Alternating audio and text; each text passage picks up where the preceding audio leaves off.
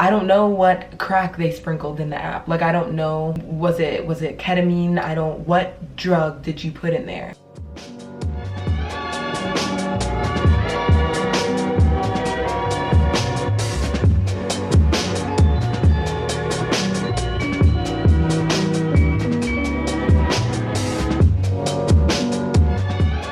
What's up guys, it's Sophie. Now, I know the title of this video mixed with the fact that I haven't uploaded in 2 weeks kinda sus. It's giving I'm going on a break, but on the contrary, that is absolutely not the case. And I actually have been filming all morning and have a bunch of pre-filmed videos for you guys, this being the first one that's gonna go up. But yes, I'm actually back, like, for real.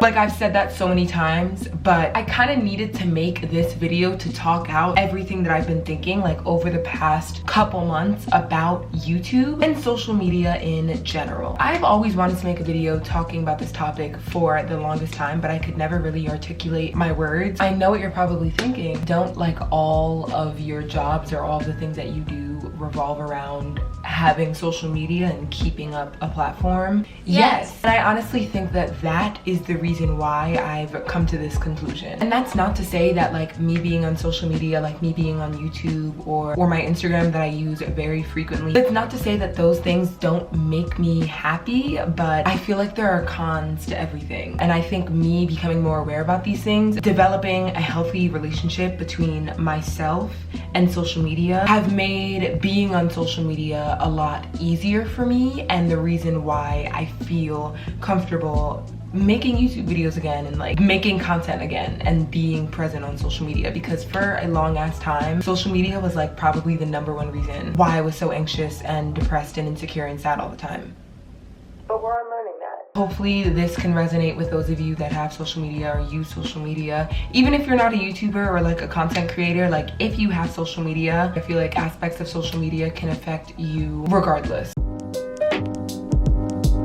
Also, I'm not wearing pants, I'm wearing a skirt. It's just riding up, kind of, so we're gonna adjust. I feel like no matter who you are, if you use social media, there is an instinctive pressure to keep up appearances if people follow you. Even though I feel like the keeping up appearances aspect is more exclusive to photo sharing apps like Facebook and Instagram, but I think that it can still apply to everybody on those apps. Photo sharing apps are literally a highlight reel. That's what they're meant for at their very core. And I know that we say that, we all, like, say that and acknowledge that, and we know that, but I don't think that when we're scrolling through we remember that. And for a long time, like, I definitely fucking didn't. And that's something that I'm still, like, trying to continuously remind myself today while I'm using social media, that the greater majority of what we see really is not fucking real, and it's really fabricated. Like, it's so fucking important to make that distinction between what is real life and what is social media, because once someone starts internalizing social media as real life, that's when all the damaging effects of social media start making their rounds on your mental health. I will never forget this tweet that I read that was just like, y'all will use the baby girl filter on Instagram and then wonder why you hate your face when you look in the mirror. And I was like, that was the fucking one. I was like, are you talking to me? Yeah, like, reading that was honestly kind of the pinnacle moment that I kind of had to take a look at myself and the way that I viewed myself and how social media contributed to that. Because people will really internalize that as real life.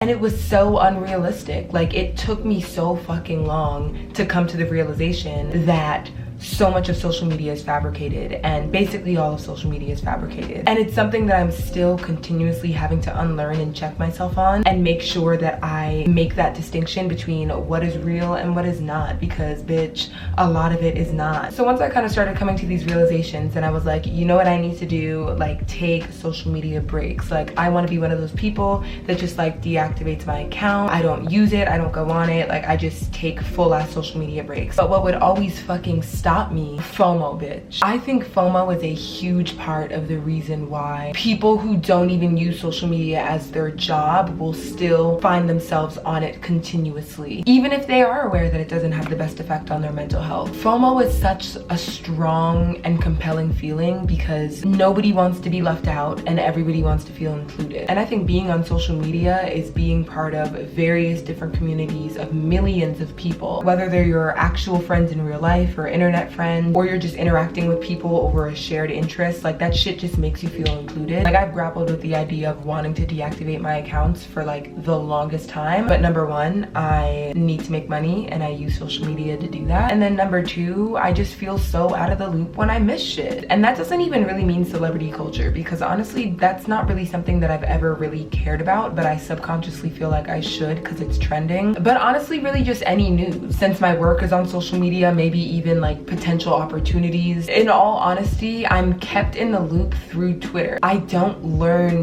news any other way, but I'm always kept in the loop. Like I know what's going on, current events wise, politics wise, celebrity wise, literally all from Twitter. Like say what you want about Twitter, but they do an amazing job at delivering news immediately. But then on the flip side, I think that there are situations where missing out isn't always the worst thing. Which brings me to another aspect of social media which has ruined my mood significantly over the past year, and that is trauma porn. I've talked about trauma porn on this channel a couple times, I think, but I think as someone who is both Black and a woman who uses social media daily, seeing aspects of my identity debated on Twitter, or white people who I went to high school with who thought racism ended with Obama posting about Breonna Taylor to clear their own conscience, tired isn't even the word.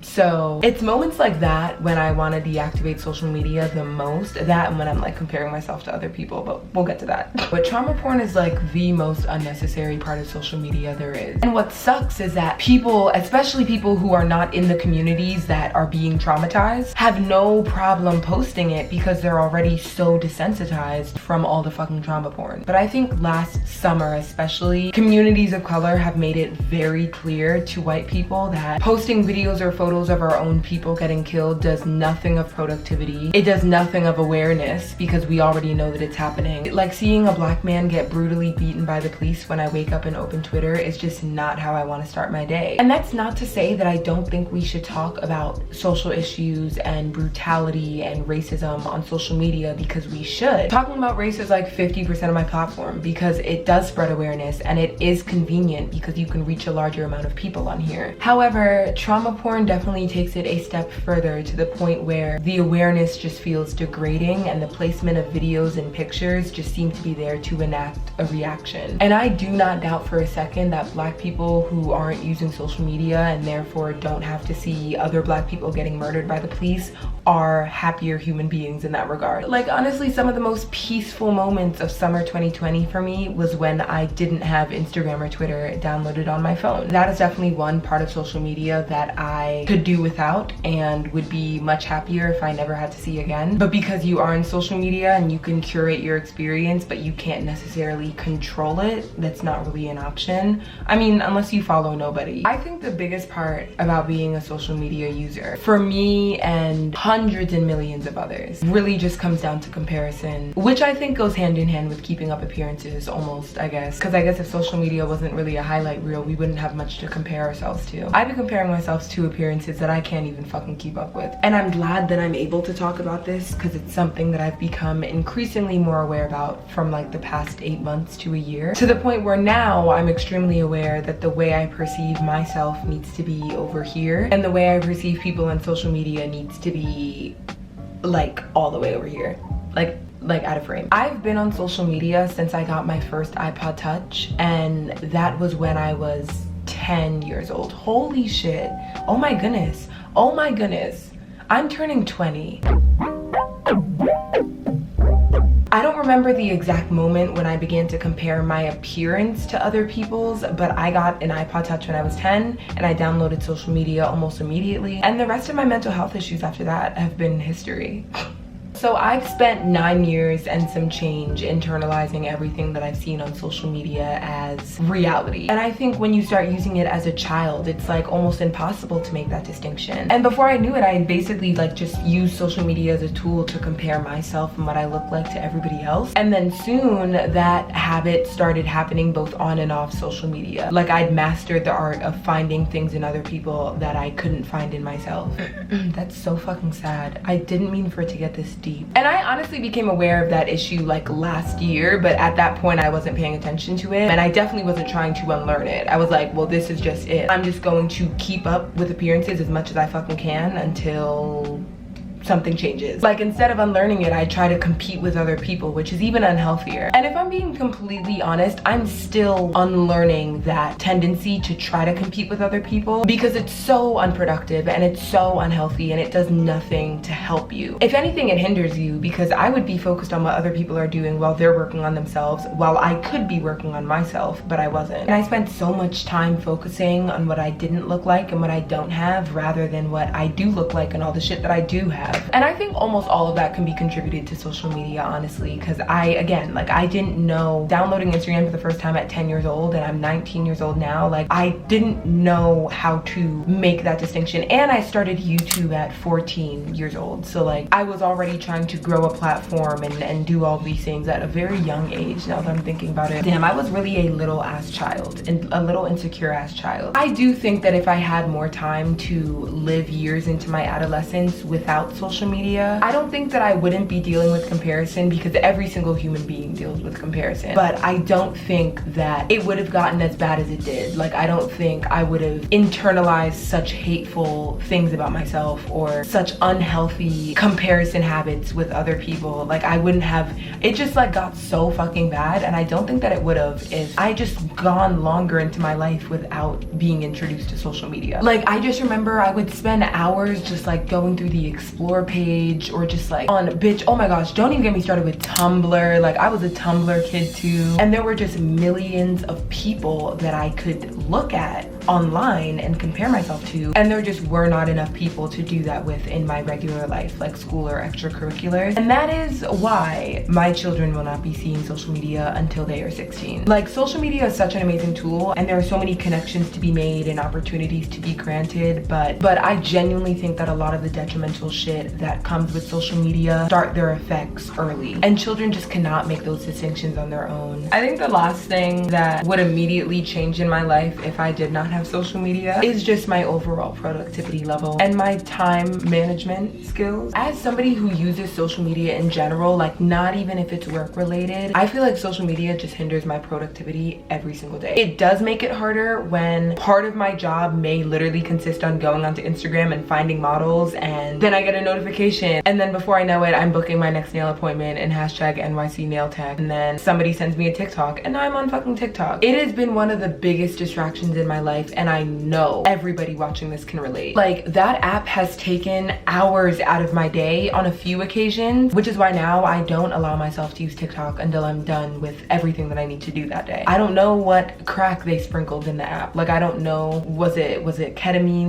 What drug did you put in there? The layout just makes it so fucking easy to get stuck there for 5 hours. And when I do catch myself on social media for hours, and then I look at the time and I realize I didn't do anything with my day yet, and I'm like, bro, imagine what I'd be able to accomplish if I didn't have social media as such an easy tool for procrastination. And I know that it works, because the days where I've deleted my apps, or like I've turned my phone off for the entire day, have been some of the most productive days of my entire life. And it's low-key scary, because tell me if I'm the only one that this has happened to. When you delete an app for whatever reason, if you don't want to be distracted by it, and you forget that you delete it because you're so used to it in your phone, and when you open up your phone, your muscle memory goes to that app, but it's not there. Has that ever happened? Because that happens to me frequently. I'm just so used to aimlessly scrolling on social media. When I don't know what to do, my mind just immediately is just like Instagram, just like go check Instagram. And then I'll leave the app, and then I'll go check Twitter, leave the app, and then go back to Instagram. I know y'all niggas do that too. You can't tell me that you don't. Something that I am working on is starting my day without using social media, and just like waking up and getting right out of bed without looking at my phone. And the days that I do that, I do have very calm and peaceful mornings. Like, social media almost feels loud, like, just because there's so much shit going on and so many people. Like, you open up Twitter and it shows you everything that you missed. It's just so chaotic that when you just start your day without it, it can feel so peaceful and calming. So yeah,